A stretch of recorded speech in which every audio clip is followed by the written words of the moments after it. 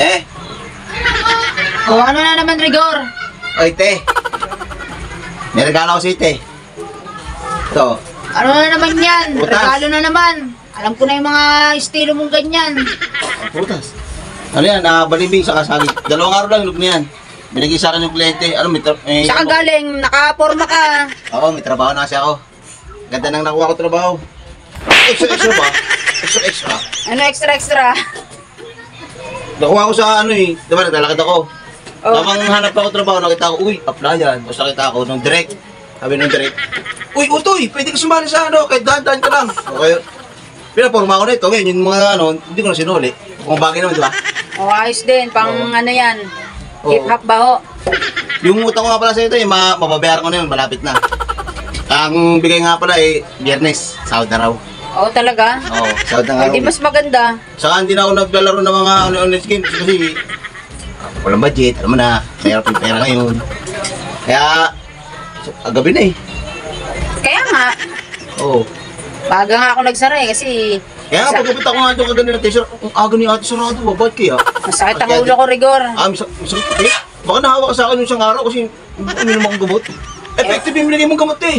Hindi ko nga alam, Rigor eh. Ikaw lang ang umano sa akin eh. Oo. Parang nahawa nga ata ako sa iyo eh. Hindi naman te. Hindi naman Sa siguro. pakiramdam ko ngayon, Rigor eh. Te, baka bago ka matulog te. Baka may kanin ka dyan sa kaulam. Ano na naman yan? Kaya siguro binigyan mo na naman ako ng saging tapos may kapalit naman kanin. Te, ugutom lang siya te. Alam mo naman, wala diba? Wala akong asawa. Iwanan na ako. Kaya nagpupursige na ako sa buhay na magtrabaho para siyempre mayroon maging sabihin na alam mo rin diba?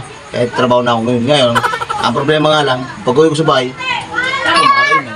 Kaya baka sakali lang te, baka mabigyan mo ako. Kahit kuting kanin lang sa kaulam. Kuting kanin lang sa kaulam. Oh, ito, Rigor oh. Nakaawa ka naman. Uy, salamat te ha. Special pa to te ha. Oo, yan nga ang ulam namin ngayon, Iyo, baka barbecue. may manok ka pa. Iyo, may manok ka pa. Wow. Sige, te. Barbecue tsaka adobo kasi ulam namin, Rigor. Binili mo lang ito, te, niluto. Binili ko lang yan, pero yung adobo, niluto ko yan. Te, samahan mo na rin ako ng ano, kahit mo. Ano, soft drinks? Hindi. Hindi ako surprise na kasama sa ano ko yan. Nagsasambong ako, mas effective yun. Herbal. O ano na naman pa hinihingi mo? 150 lang, te. Ano ba naman yan, Rigor? Binigyan na nga kita ng kanin. 150 pa. Ano? Pamasay ko Pang-cash lang in? bukas. Pamasay ko lang bukas. Tama na. Masahe, baka Malapit na pang-cash in mo yan. Malapit na Biyernes, siyempre. Sahod. Tama na. 150 lang, te. 150 lang. O kailan mo na naman ibabalik? Pagkasumento na ako. Diba? Yung utang ko sa'yo, nakaraan, sinangla ko yung ano ko. O pag natapos ko na yun, doubling ko na. So yung utang ko ngayon. Aba, ayusin mo na, Rigor, ha? Ang sarap ito, te, ha. Ang sarap ng naman, te, ha. Musta, hindi ako mapapakain talaga. Mapapakain ako, te. Babusin mo yan, Rigor. Ang lakas ng, ano na ito, te. Sarap vitamin Oh. ito, te. 150, Rigor, ha? Alamat, te. Buti, di dyan ka, te. Lagi ka nakakasahan pagka oras ang kailangan. Malati, mabawi ko sa'yo, susunod, te. Uwi ko muna to, te, ha. O sige. Sarap. Te, salamat. Sige, Rigor. Te. Te. O ano na naman, Rigor? Te. Te, sarado yung tindahan mo. Sa'yo na lang ang papasin. Wala na yung sarado na ibang mga paskasinan eh. Sa'yo na lang papasin na lang ang 150. 150? Oo, te. Yung anak ko kasi, nagsabi sa kapitbahay namin, sa tita niya, sabi niya, Papa, pambili naman ng project. Project? Siyempre, layo mo sa akin, kaya, mamay daw niya, hindi rin niya, saan saan pumunta. Hindi para sa kumakain. Ano tayo, kakasin ko? Baka pang laro mo lang to, Rigor, ha? Ay, hindi, te. Hindi na ako naglalaro ng mga ganyan, te. Alam mo naman, tagal ako din naglalaro, di ba? Mga gawain na yan, tinigil ko na yan. Nakakasama sa health yan.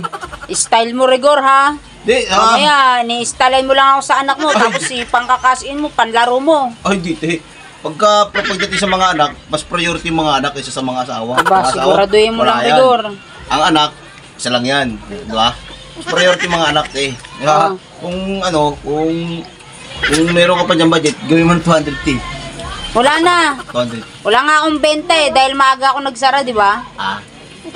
Okay, Ano, te, dating 150. gawin, 150? Okay, te. Oy, 150, yung cash in kong 10.